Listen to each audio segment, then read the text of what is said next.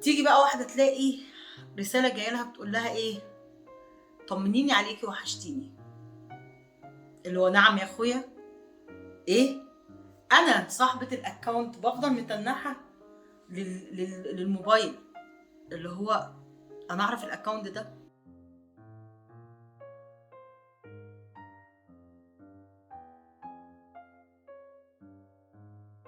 السلام عليكم ورحمة الله وبركاته. اول حلقات برنامج على المصطبة، معكم سماح الطيب. عايزين نصلي على النبي الاول كده. هتكلم في موضوع انا واثقة ان ستات مصر كلهم هيتعاطفوا معايا وهيتجاوبوا معايا في الموضوع دوت. تبقي قاعده في امان الله، لا بيكي ولا عليكي، وتلاقي رساله جايالك من اكونت ما تعرفيهوش ولا عمرك شفتيه. عايزين نتعرف. تمام. انت ممكن تلاقي ناس كتير بتتجاوب معاك وسيدات كتير بتتجاوب معاك في النقطه دي، لكن في ستات اكتر بكتير بيرفضوا التعارف على رجال خارج نطاق العيله بتاعتهم.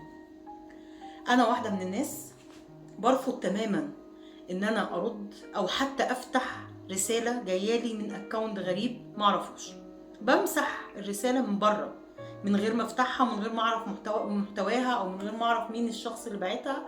طالما اكونت انا مش عارفاه قبل كده ومفيش تعامل ما بيني وما بينه بمسحه. طيب تمام. تيجي بقى واحده تلاقي رساله جايلها بتقول لها ايه؟ طمنيني عليكي وحشتيني. اللي هو نعم يا اخويا. ايه؟ انا صاحبة الاكونت بفضل متنحة للموبايل. اللي هو انا اعرف الاكونت ده. طبعا كده احنا عرفنا بنتكلم عن مين. عم الغندور، سيد الرجالة، كازانوفا عصره. اللي هو الراجل اللي اول ما هيبعتلك رسالة قلبك هتطلع عصافير وهتلاقي عينيكي قلبت قلب كده، والمفروض ان احنا نزغرط ونفرح جدا ان عم الغندور بعت لنا رساله، والمفروض ان احنا نجري نفتح الرساله ونقول له انا كده خلاص وقعت في دباديبك. اللي مفكر ان الست من دول اول ما هيتبعت لها رساله منك هتفرح وهتجري عليك زي الهبله، يبقى انت اللهبل. في ناس شبهك هيفرحوا بده، فخليك مركز معاهم. قشطه، تمام، كويس جدا ان في حد تجاوب معاك وقشطه، خليك بقى معاها. مالكش دعوه بقى ببنات الناس، مالكش دعوه بالستات المحترمه. مش لازم اول ما تلاقي واحده مش معبراك وما بتفتحش رسايلك تفضل تبعت في رسايل تبعت في رسايل. اللي ما فتحتش الاولى مش هتفتح التانيه، مش هتفتح التالته، مش هتعبر امك. خلي عندك دم شويه يا جدع، انت في ايه مالك؟ ما تركز مع اللي شبهك. سيبك منفض بقى من اللي منفضالك. خلي عندك دم شويه، خلي عندك كرامه. انا مش فاهمه يعني الرجاله اللي من الصنف ده بيعملوا ايه؟ انتوا مفكرين نفسكم ايه يا جماعه؟ والله العظيم حاجه تجنن بجد، حاجه تنرفز. يعني انا لظروف ما زوجي مش عايش معايا في نفس البيت، فما بيبقاش قاعد معايا وانا بتلقى هذه الرسائل. لكن انا بتخيل كده لو واحده ست متجوزه وجوزها قاعد جنبها وحلوف من الحلاليف اللي بتبعت الرسائل بعت وقال لها طمنيني عليكي وحشتيني. دي مش رساله من واحد لواحده مش متعرفين على بعض او ما اتكلموش قبل كده مع بعض. دي من واحد لواحده عارفين بعض. ما تقولش ابن خالتها يا اخي. في ايه؟ انت كده بتتسبب في مشاكل ممكن تؤدي لطلاق واحده. انت متخيل انت بتعمل ايه في بيت وعيله واسره؟ انت بتدمرها، والله العظيم بتدمرها. هيجي حد يقول لي انت واجعه دماغك على الفاضي. حتى لو سمعوا الكلام ده مش هيعملوا بيه وهيفضلوا زي ما هم. انا لو واحد بس، لو شخص واحد بجد، لو فرد واحد بس استجاب لكلامي وفكر فيه وبطل اللي هو بيعمله ده، هبقى انا اللي كسبانه. لان بجد ستات كتير بتعاني من النقطه دي. بتبقى الواحده من دول خايفه يجي لها رساله زي دي وجوزها قاعد هيقول ايه؟ طب باباها، طب اخوها، طب ابنها. لا، وهنتكلم كمان عن آه، فجأة تلاقي حد داخل موحى موحى مين يا اللي تجيك ضربه في معاميعك، يا اللي يا رب تتوقد بدري. هما مش الوقت ده كان للبنات؟ لا، في الزمن اللي احنا فيه ده هنخلي الوقت للرجال على فكره، لان هما يستاهلوا الوقت، يستاهلوا ان هما يدفنوا حيين. موحى مين؟ انت وانت ابن خالتي عشان تخش تقول لي موحى؟ او تخش لاي واحده ست تنادلها باسمها؟ انت انت ايه يا ابني؟ انت ما بتفهمش؟ واقع على دماغك وانت صغير؟ مش عارفه بصراحه كانوا بيرضعوك ايه؟ طيب يعني نفهم عشان الاجيال اللي طالعه ديت نخلي بالنا وما نعملش معاها الاخطاء اللي عملناها مع الجيل المنيل اللي موجود دلوقتي.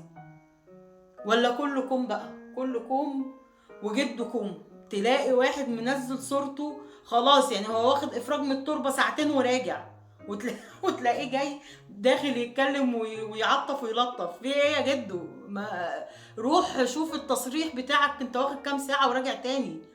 ما ينفعش كده يا جماعه، احترموا نفسكم شويه بجد والله. يعني احترموا سنكم، احترموا نفسكم، احترموا بيوتكم، احترموا ستاتكم، لانه والله العظيم كما تدين تدان، وزي ما بتعملوا هيتعمل فيكم. اللي مفكر نفسه ان هو لا ده انا صايع واخد بالي من اهل بيتي، لا يا بابا، مفيش الكلام ده. لو انت بتخون مراتك مع واحدة واتنين وتلاتة، مش بعيد تلاقي مراتك فاتحة الباب لغيرك. وبنفس المنطق، اصل ده كلام على الفيس واحنا بنتكلم بجد. فخلي بالك والله هتتردلك، ما كانش في مراتك يبقى في بنتك، في اختك، في اي حد من حريم اهلك. فركزوا شويه يا جماعه بالله عليكم، اتقوا الله في نفسكم، اتقوا الله في اهاليكم، عشان بجد الموضوع ده خانق ستات كتير وتعبهم نفسيا. عشان انا مش ذنبي ان واحد يبعت لي رساله تخرب بيتي او تشكك اللي حواليا فيا وانا مش كده. طب ليه ابقى قاعده متوتره كل ما رساله ما ترن وابويا قاعد جنبي او اخويا قاعد جنبي او ابني قاعد جنبي، وابقى خايفه يبصوا في الموبايل يلاقوا رساله من واحد ما يصدقونيش ان انا ما بكلموش.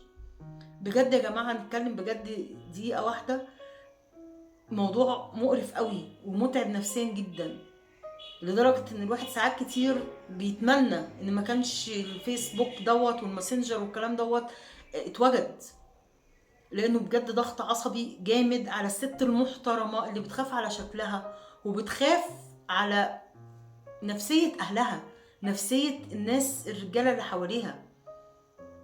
فيا جماعه اتقوا الله، خليكوا في الستات اللي بتتشقط بسهوله، ركزوا معاهم كويس قوي، وسيبكوا من الست المحترمه، سيبوها في حالها، ما تكرهوهاش في عيشتها، ما تخلوهاش تحس ان المجتمع بقى وحش قوي. لا، في خير في اهالينا وفي خير في ناسنا، بس نتقي ربنا شويه ببعض. طيب تعالى كده، تعالى اقولك، غمض عينك كده. ايوه، تخيل ان انت قاعد جنب مراتك.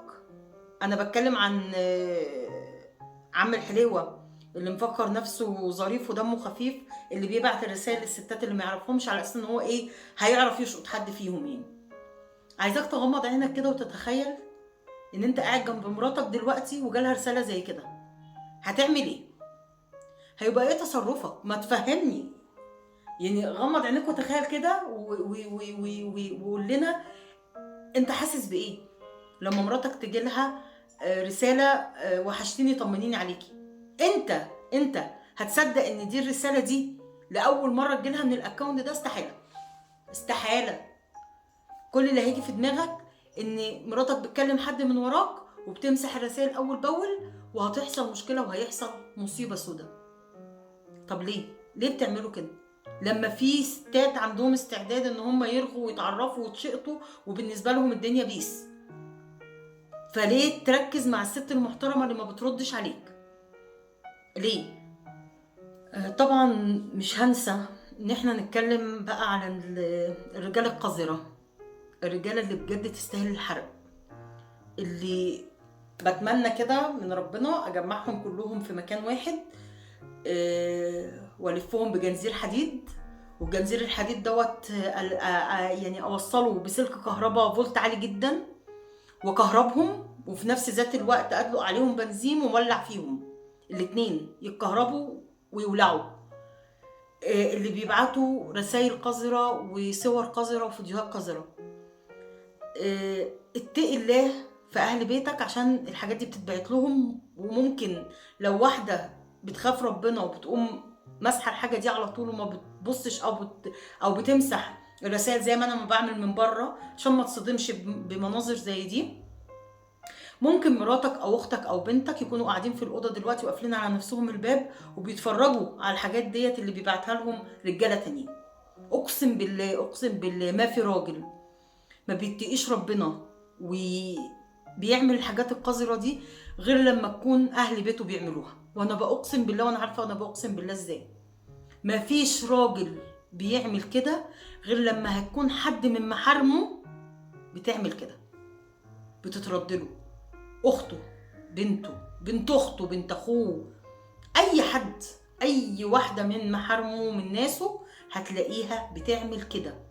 في الوقت اللي هو بيبعت فيه رسائل قذره زي دي لست محترمه، هيتلاقي حد من محارمه بتتفرج على الرسائل اللي مبعوته لها من واحد قذر زيه. فما تفكروش ان الدنيا كده سبهلله وسايبه، لا لا لا لا، كل حاجه بتترد، كل حاجه بتترد. برنامج على المصطبه برنامج حبيت ان انا اسميه كده عشان نحس بالألفة مع بعض. مش طالبة تعقيدات ولا كلام منمق ولا كلام مكتوب سكريبت والمفروض ان انا اقراه زي ما هو، لا لا لا. انا حابة ان انا احس معاكم ان انا قاعدة مع صحابي مع اهلي، قاعدين كده على المصطبة ساعة مغربية وجو جميل، وبنشرب كوباية شاي وبنتكلم في المشاكل البسيطة اللي بتواجهنا في حياتنا اليومية. مش هنتكلم عن حاجات معقدة ولا هنتكلم عن مشاكل احنا مش هنقدر نحلها، لا، احنا هنتكلم عن المشاكل الأسرية اللي بتقابلنا في يومنا الطبيعي جدا. نحاول ان احنا نتكلم فيها ونفضفض فيها مع بعض. لو فكرة البرنامج عجبتكم اكتبوا لي تعليقات. طبعا اللايك والشير مش هوصيكم عليهم، المتابعة. ابعتولي في الكومنتات آرائكم، المشاكل اللي بتواجهكم عايزيننا نتكلم فيها. الحلقة دي تجاوبوا معايا، قولوا لي ايه رأيكم في الموضوع ده، لانه فعلا بجد موضوع رخم قوي وبنواجهه كلنا كسيدات. اللي عندها مشكلة وحابة نتكلم فيها تبعت لي على الخاص، لو مش حابة تكتب في الكومنتات.